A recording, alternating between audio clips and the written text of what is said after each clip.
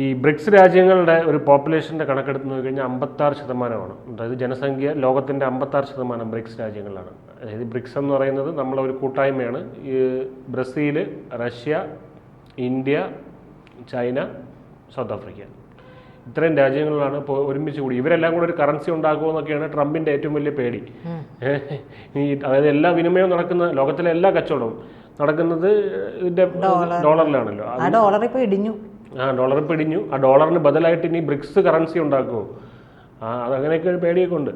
അപ്പം അതിൻ്റെ ഒരു സാഹചര്യത്തിൽ നമ്മൾ നോക്കുമ്പോൾ ഇന്ത്യ ചൈനയും തമ്മിൽ തന്നെ, ഇന്ത്യ ചൈനയും കൂടെ ഒരുമിച്ചാൽ തന്നെ ലോകത്തിലെ ജനസംഖ്യയുടെ 1/3. ഞാനിത് ഇപ്പം ജനസംഖ്യ വെച്ച് പറയുന്നതുകൊണ്ടെന്ന് പറഞ്ഞാൽ വ്യാപാര യുദ്ധമാണല്ലോ. വ്യാപാരം എന്ന് പറയുന്നത് ഏറ്റവും കൂടുതൽ ജനസംഖ്യ ഉള്ള രാജ്യങ്ങളിലാണ് ഏറ്റവും കൂടുതൽ വ്യാപാരം നടക്കുന്നത്. എപ്പോഴും അങ്ങനെ ആയിക്കൊള്ളണമെന്നില്ല, പക്ഷേ ഞാൻ പൊതുവേ പറയുന്നതാണ്. അപ്പോൾ ഈ വ്യാപാര വിപണികൾ നഷ്ടപ്പെടുത്തുന്നത് കൊണ്ട് അമേരിക്കയ്ക്കും വലിയ തിരിച്ചടിയാണ് കിട്ടാൻ പോകുന്നത്. അപ്പോൾ ഇപ്പോൾ ഈ നമ്മുടെ ബ്രിക്സ് രാജ്യങ്ങളിൽ ഒരു രാജ്യമായിട്ടുള്ള റഷ്യയുടെ തലവനായിട്ടുള്ള പുടിൻ ട്രംപിനെ കാണാൻ പോവുകയാണ്. മീറ്റിംഗ് ഇത്രയും കടുത്ത ഇതെല്ലാം ഈ വ്യാപാര യുദ്ധം എല്ലാം തുടങ്ങിയത് ഈ രാജ്യത്തിന് വേണ്ടിയാണ്. റഷ്യ ഒന്ന് ഒതുക്കാൻ വേണ്ടിയാണ്. റഷ്യയുടെ ഏറ്റവും വലിയ സപ്പോർട്ടർ ആരാ? ഇന്ത്യ. അപ്പോൾ ഇന്ത്യ ഒതുക്കി കഴിഞ്ഞാൽ റഷ്യ ഇനി ഒതുക്കിക്കോളൂ എന്നുള്ള ഇതിലാണ് ഇന്ത്യയും ചൈനയും കൂടെ അങ്ങ് ഒതുക്കുന്നത്. നമ്മൾ ഇന്ത്യയും ചൈന ആയിരുന്നല്ലോ റഷ്യക്ക് സപ്പോർട്ട് ചെയ്ത. അവരങ്ങനെയാണല്ലോ പറയുന്നത്, യുക്രൈൻ യുദ്ധത്തിന് നിങ്ങളാണ് ഫണ്ട് ചെയ്യുന്നത് എന്നൊക്കെ. അപ്പോൾ നമ്മളെ ഒതുക്കി കഴിഞ്ഞാൽ റഷ്യ ഒതുക്കാന്നുള്ള രീതിയിൽ.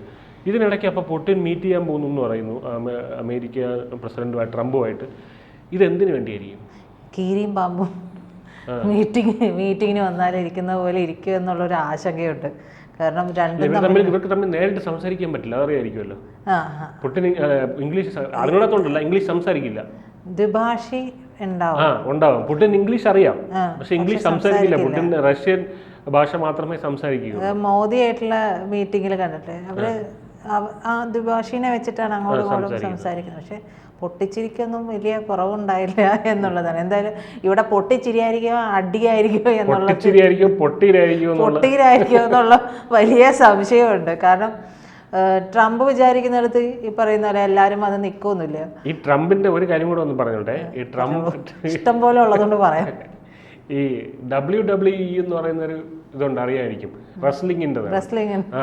ട്രംപ് ഇതിൽ മത്സരിക്കാൻ വന്നിട്ടുണ്ട്, അതറിയാമോ? അതെനിക്കറിയില്ല. ഒരു 10-25 വർഷം മുന്നെയാണ്, 2000-ന് ശേഷമാണ്. എന്തായാലും നിങ്ങൾ ട്രംപ് WWE എന്ന് അടിച്ചു നോക്കി കഴിഞ്ഞാൽ നിങ്ങൾക്ക് ആ വീഡിയോസ് കാണാം.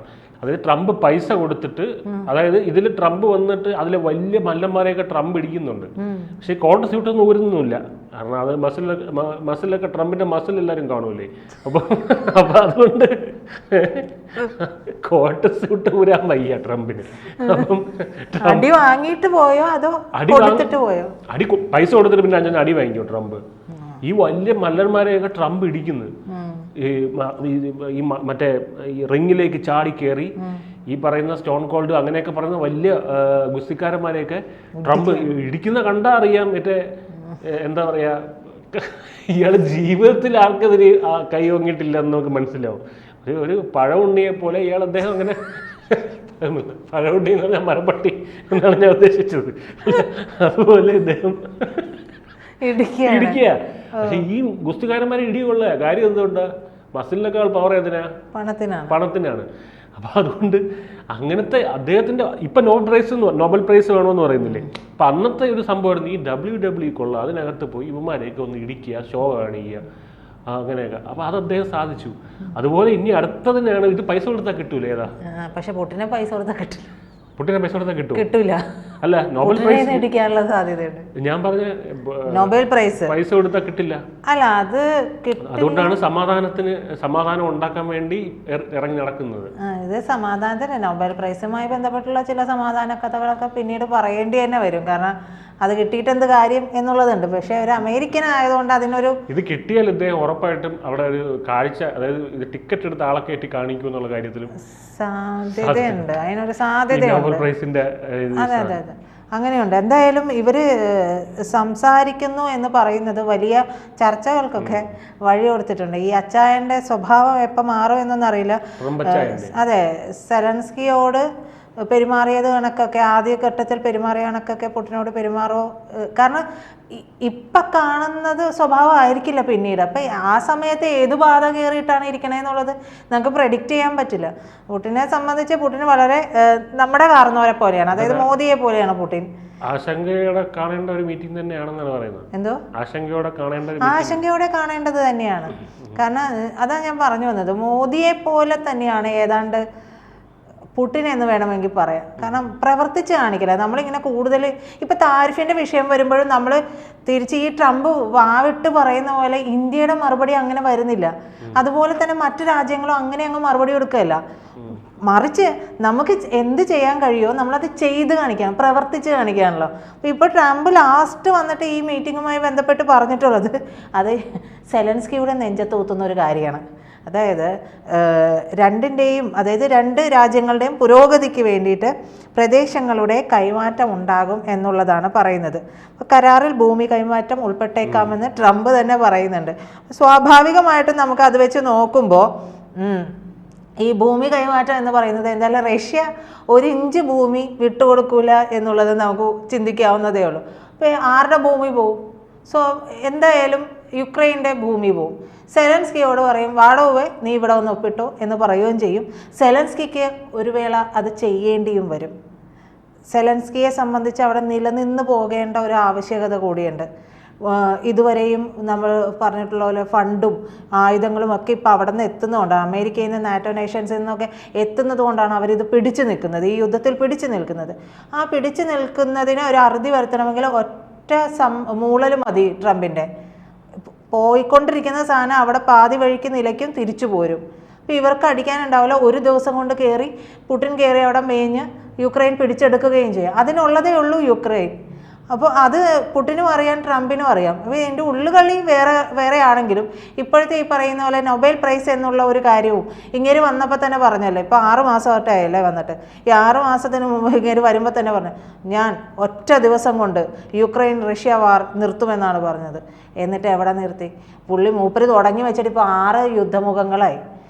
ഏറ്റവും ഒടുവിൽ ഇപ്പോൾ ഇന്നലെ വന്ന സ്റ്റേറ്റ്മെൻറ്റ് എന്ന് പറഞ്ഞാൽ അർമീനിയയും അസർബൈജാനും തമ്മിലുള്ള പ്രശ്നമില്ലാതെയാക്കാൻ ട്രംപ് ഇടപെടുന്നു. ട്രംപ് പറയുന്നു നിർത്തുന്നു എന്നുള്ളതാണ്. ഈ യുക്രൈനെ സംബന്ധിച്ച് നോക്കിക്കോളൂ. യുക്രൈന് ആയുധം കൊടുക്കുന്നത് ട്രംപ്, ഈ ഫണ്ട് കൊടുക്കുന്നത് ട്രംപ്. ഇതെല്ലാം കൊടുത്തിട്ട് ഇവരെ കൊണ്ട് തമ്മിൽ അടുപ്പിച്ചിട്ട് പോയി പറയാണ് ഞാൻ ഇതൊക്കെ നിർത്തിത്തരാം എന്നാണ് പറയുന്നത്.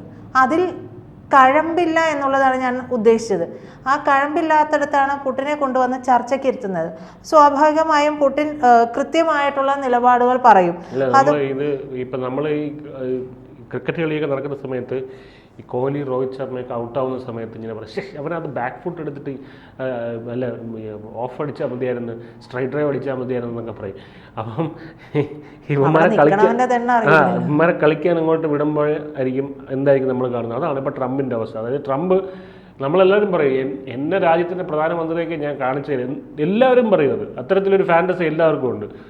ഞാനെങ്ങാനും മുഖ്യമന്ത്രി ആവണം, നിങ്ങൾ മുഖ്യമന്ത്രിയായി എന്ത് ചെയ്യുമെന്ന് ചോദിച്ചു കഴിഞ്ഞാൽ എല്ലാവരും പറയും അത് ഞാൻ ആദ്യം ഇവിടെ സ്ത്രീകൾക്ക് സ്വാതന്ത്ര്യം കൊടുക്കും. ഒരു ദിവസം കൊണ്ട് നടക്കാൻ പറ്റുന്ന കാര്യം പോലെ പറയും. സ്ത്രീകൾക്കെല്ലാം ഇതായിട്ട് ഇത് മറ്റേ എന്താണ് കച്ചവട ഇതങ്ങ് നടത്തും. ഇതിനൊക്കെ നല്ല പാഠമുണ്ട് നമ്മൾ തിരുവനന്തപുരം ഭാഷയിൽ എന്നാലും കാര്യം എന്ന് പറഞ്ഞാൽ അതുപോലെയാണ് ട്രംപ് ഇറങ്ങി തിരിച്ചിട്ട് അത് പറയുന്നത്. ഒരു ദിവസം കൊണ്ട് യുക്രൈൻ അപ്പോൾ ഇദ്ദേഹം നിരീക്ഷിക്കുന്ന ബൈഡനൊന്നും ഇതിനു വേണ്ടി ആത്മാർത്ഥമായിട്ട് ശ്രമിച്ചില്ല. അതെ, അതാണ് ഇവിടെ കൊണ്ട് ഉദ്ദേശിക്കുന്നത്. അമേരിക്കയുടെ ഒരു പവർ ബൈഡൻ വന്നപ്പോൾ കാണിച്ചില്ല, അമേരിക്കയുടെ പവർ എടുത്ത് കാണിച്ചു കൊടുക്കണം എന്ന് നോക്കിയിട്ട് നടന്നില്ല. ആക്ച്വലി ബൈഡന് കുറച്ച് ഓർമ്മക്കുറവുണ്ടായിരുന്നു. പക്ഷേ ഇത് നട്ടപ്രാന്തുള്ളവരെ തന്നെയാണ് പ്രസിഡന്റ് പദവി ഏൽപ്പിച്ചിരിക്കുന്നത് അമേരിക്കക്കാരെന്നുള്ളതാണ്. എന്തായാലും ഇത് വരുമ്പോൾ ഈ പറയുന്ന ഭരണ കൈമാറ്റം എന്ന് പറയുമ്പോഴേ ലുഹാൻസ്ക്, ഡൊണറ്റ്സ്ക്, സപ്പോരിജിയ, കെർസൺ എന്നുള്ള 4 യുക്രൈനിയൻ പ്രദേശങ്ങളുണ്ട്. പ്ലസ് 2014 റഷ്യ പിടിച്ചടക്കിയിട്ടുള്ള ക്രിമിയയുണ്ട്. ഇതും ചേർത്ത് 5 ഭൂപ്രദേശങ്ങളുണ്ട്. ഇത് ഈ 5 ഭൂപ്രദേശങ്ങളും റഷ്യക്ക് വിട്ടുകൊടുക്കണം എന്നുള്ളത് തന്നെയാണ് പുടിൻ ആവശ്യപ്പെട്ടിരിക്കുന്നത് എന്നുള്ളതാണ് ഇതിലെ പ്രധാനപ്പെട്ട ഒരു കാര്യം. പക്ഷേ ഇത് തിരിച്ചു കൊടുക്കുക എന്നുള്ളത് യുക്രൈനെ സംബന്ധിച്ച് വലിയ നാണക്കേടുണ്ടാക്കുന്ന ഒരു കാര്യമാണ്. പക്ഷേ അവരുടെ ഇപ്പോഴത്തെ ഒരു നിലനിൽപ്പ് അനുസരിച്ചിട്ട് അവർക്കത് സമ്മതിക്കേണ്ടി വരുന്ന ഒരു സാഹചര്യമുണ്ട്. അതായത് ട്രംപിനെ വിശ്വസിച്ച് ഈ പരിപാടിക്ക് ഇറങ്ങിയ യുക്രൈൻ പ്രസിഡന്റ് സെലൻസ്കിയുടെ നെഞ്ചത്ത് ട്രംപ് തന്നെ നിറയൊഴിച്ച ഒരു അവസ്ഥയാണ്. നിക്കട അവിടെ ടിഷ്യൂ ടിഷ്യൂ ടിഷ്യൂ നമ്മൾ മണിയാശം പറയുന്നത് 1 2 കഴിഞ്ഞ 3. ദിവസം വേറെ ഏതോ രാജ്യം കൂടെ ഇത് ഇങ്ങനെ പറഞ്ഞായിരുന്നു, ഇങ്ങനെ തായ്വാനാണെന്ന് തോന്നുന്നു, ഞങ്ങൾക്ക് ഇല്ലേ ട്രംപിനെ നമ്പിനാൻ എന്നിങ്ങനെ പറഞ്ഞു. അതാണ് സംഭവിക്കുക എന്നുള്ളത്. എന്തായാലും യുക്രൈൻ ഈ യുദ്ധം അവസാനിപ്പിക്കാൻ വേണ്ടി ചില കാര്യങ്ങളൊക്കെ ഞങ്ങൾ അംഗീകരിക്കാം എന്നൊക്കെ പറഞ്ഞ് റെഡി ആയിട്ടുണ്ട്. പക്ഷേ അവരെ സംബന്ധിച്ച് ഈ പ്രദേശങ്ങൾ തിരിച്ചു കൊടുക്കുക എന്നുള്ളത് എത്ര വഴങ്ങുമെന്ന് പറയുമ്പോഴും അവിടെ ഒരു വലിച്ചിലുണ്ടാവും. അവരുടെ ഭൂപ്രദേശമാണ്, സംഭവം തെറ്റിപ്പിരിഞ്ഞു പോയി മറ്റൊരു രാജ്യമായതാണെങ്കിൽ പോലും. ഇപ്പോൾ റഷ്യയുടെ ഭൂവിസ്തൃതി വർദ്ധിക്കുകയും ചെയ്യും, അത് പിടിച്ചടക്കുക കൂടി ചെയ്യുമ്പോൾ അത് അവർക്ക് സ്വാഭാവികമായിട്ടും വന്നു ചേരുന്നത് പോലെയായി. അവർക്ക് അതിലേക്ക് ഒരു ആക്രമണം കൂടുതൽ ഇതൊന്നും നടത്താതെ തന്നെ സൈനിക നടപടിയൊന്നും ഇല്ലാതെ തന്നെ അവരുടെ കയ്യിലേക്ക് ഈ ഭൂപ്രദേശങ്ങളെല്ലാം ഏതാണ്ട് 1/5 ഭാഗവും റഷ്യയുടെ കയ്യിലേക്കാണ്. പിന്നെ യുക്രൈൻ എന്ന് പറയുന്ന രാജ്യം എവിടെയുണ്ട്? യുക്രൈൻ എന്ന് പറയുന്ന രാജ്യത്തിൻ്റെ എന്തുണ്ട് എന്ന് പറയുന്ന പോലെയാണ്. സോ സെലൻസ്കി നാടുവിടാനുള്ള സാധ്യതയുണ്ട്. സെലൻസ്കി ഈ കിട്ടിയ ഫണ്ടിൻ്റെ പകുതിയൊക്കെ പല രാജ്യങ്ങളിലും കൊണ്ടുപോയി നിക്ഷേപിച്ചിട്ടുണ്ട് എന്നുള്ളതാണ് ഇപ്പോൾ പുറത്തു വരുന്ന വിവരം. കാരണം ഈ മൂപ്പിലാണ് ഇത് മുൻപേ കണ്ടിട്ടുണ്ട്. ഈ പറയുന്ന പോലെ നമ്പിനാൽ എന്നുള്ളത് തടവിൽ കിടക്കുന്നതിനേക്കാളും എത്ര ഭേദമാണെന്ന് വെച്ചിട്ട് അദ്ദേഹം നാടുവിടും. അദ്ദേഹത്തിനെ കിട്ടിയ തടവിലാക്കും, റഷ്യ തടവിലാക്കാനുള്ള സാധ്യത. അപ്പം അതിന് മുമ്പ് നാടുവിടാനുള്ള സാധ്യത എന്തായാലും ഉണ്ട്. ഈ പ്രദേശങ്ങളൊക്കെ വിട്ടുകൊടുക്കേണ്ടി വരും. ഇത് മാത്രമല്ല പല നിബന്ധനകളും വയ്ക്കും. ട്രംപും പുടിനും തമ്മിൽ ഒരു എന്താ പറയുക, ഒരു വാലവിട്ടാൽ അങ്ങോട്ടും ഇങ്ങോട്ടും എന്ന് പറയുന്ന രീതിയിലേക്ക് ഈ ചർച്ചയിൽ വരും. അല്ലെങ്കിൽ രണ്ടും തമ്മിൽ അടിച്ചു പിരിയും. രണ്ടാലൊന്ന് സംഭവിക്കും. ഇതിൽ എന്ത് സംഭവിച്ചാലും യുക്രൈനെ സംബന്ധിച്ച് മുഖത്തടി കിട്ടുന്ന പോലത്തെ ഒരു അവസ്ഥയായിരിക്കും. സെലൻസ്കി നാട് വിടേണ്ടിയും വരുമെന്നാണ് തോന്നുന്നത്.